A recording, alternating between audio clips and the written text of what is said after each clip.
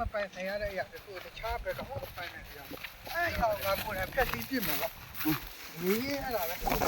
ငါချမ်းပြီးကြောက်တာဖြတ်ပြီးတော့လည်းကြောက်လာပြီအော်တော့ဒီကနေ့မပိုင်ဆိုင်ရတဲ့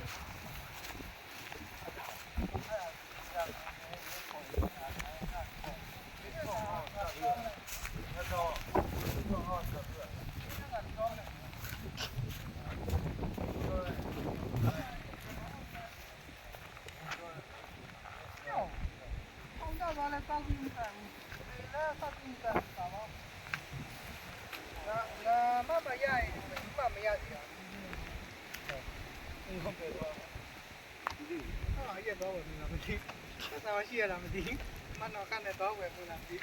လိုပဲ